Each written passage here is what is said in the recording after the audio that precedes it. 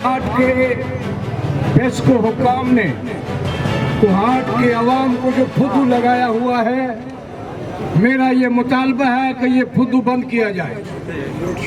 बिस्मिल्लाहिर्रहमानिर्रहीम। अस्सलाम वालेकुम कदरमनो, زه هم ستاسو ورور ستاسو ملګری مهران خان او تاسو ګورئ سنجو ټي وي. قدرمنو څنګه چې تاسو ته پته ده چې پوره ملک کې د بجلی خلاف چې کوم د بجلی بیلونو کې کومه ظالمانه اضافه را دې پرې راغلې ده، ظالمانه ټکسونه لګېدلي دي، د خلاف پوره ملک یو ملکګیر احتجاج شروع ده. د حوالې سره چې کوم د کوهاټ کې چې کوم د مختلف ځایونو باندې احتجاجونه راووتو، نن هم تاجر برادري طرف نه یو احتجاج راوتلی دی. ما سره حاجي صاحب موجود دی چې دو تاسو سره څه شریکوي او د احتجاج حوالې سره تاسو سره څه وایي. السلام علیکم. وعلیکم السلام. حاجي صاحب څنګه ښه دي؟ شکر الحمدلله. حاجي صاحب د احتجاج حوالې سره به څه شریک یې؟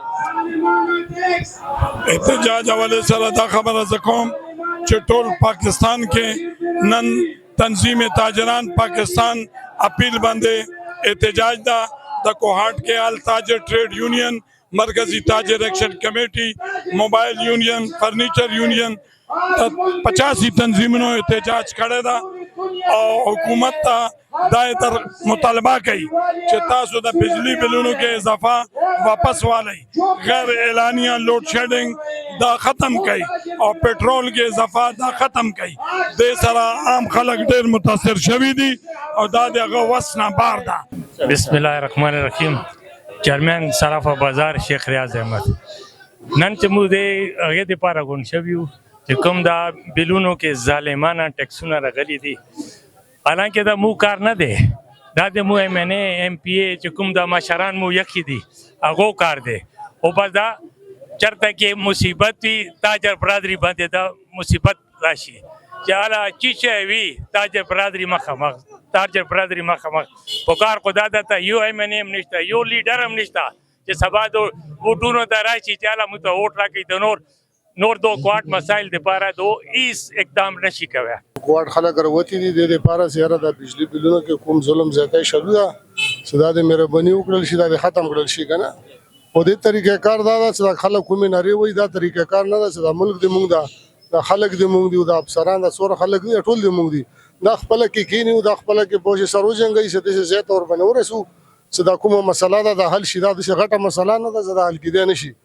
او بهرحال څومره خلک دي دا خپله کې کښېني، مشران وزیر اعظم صاحب لکه نور کوم خلک دي دا کښېني، انشاءالله دا مسله به هل طرف ته لاړه شو، دا به حل شي. نن به درېیم بار کېني، دوه بار کېناستو خو دې څه حل راونه باسو او نن به بیا په دې باندې کېني. خو که دې څه حل راونه وتو تاسو مزید څه اقدامات دي؟ نو بس عوام خو تنګ آمد به جنګ آمد، بیا خو بل علاج نشته ده که نه. عوام خو دې ته تیار ده. په دې ملک ټوټل سکون ده، تقریبا بزنس بریک طرف ته روان ده. چې هر شکل بریک شي نو دا ملک به څرنګه چلیږي. نو د دې لپاره ضروري ده چې وزیر اعظم صاحب دې پوه شوي دې باندې اوس کوم دو سره کوم سټیک هولډر دي کوم خلک دي دا د دې شي باندې سوچ وکړي چې دا ملک په یا روان شي. بسم الله الرحمن الرحیم. نن ټول کوهاټ کې چې څوره تاجر برادري ده هغې سره سیول سوسایټي هغه بجلی کې چې کوم ظالمانه ټیکس شامل کړي شوي دي هغې خلاف سره په احتجاج ده. او د مو دا مطالبه د تاجر اتحاد ګرینډ الاینس طرف نه او سیول سوسایټي طرف نه چې فوري طور باندې دی کوم ټیکس جمع شوی ده هغه د واپس والی.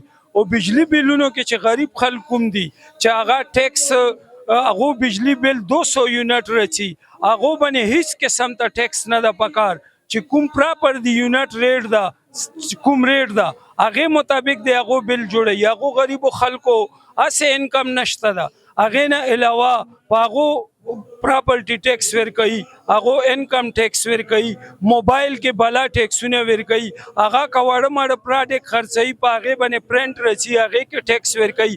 هغې نه بعد بجلی بل کې هغه ټیکس شاملونو کوم توک جوړیږي. دې نه دا ثابتېږي چې غریب خلک هسې مهنګایي کوم طوفان د هغې کې غرق پرک دي، تباه برباد دي، معاشي حالات د هغو تباه دي. دو هغه خلک بغاوت باندې مجبوروي او د ملک انار کی صورتحال پیدا کولو یو سازش ده. دا مطالبات کو نه منل شي، مزید تاسو څه پروګرس دا څه وکوي بیا؟ دا مطالبات کو نه منل شي نو انجمن تاجران پاکستان او تنظیم تاجران پاکستان دا متفقه فیصله کړې ده چې نن ندویرې بعد نن 2 تاریخ باندې ملکگیر شټر ډاون هړتال به وي او هغه کې به مطلب ده چې ټول ملک کې به भरपूर هړتال وي او داسې قسم حالات جوړونو نه زه خدای یم چې هغه ملک معاشي طور باندې نور لاندې شي نو حکومت ته د هوش چې کوم هغه ده د راشي هوش کې د راشي فوري طور باندې د ټیکسونه واپس دا ظالمانه ټیکسونه چې څوره پورې نوي ختم کړي دا احتجاج به جاري وي بالکل دا احتجاج به جاری وي د کې تاجر برادری د نن تاسو وکړو چې سیول سوسایټي هم د دې حصہ جوړه شوې ده او دا احتجاج به د ظالمانه ټیکس واپسی پورې جاری وي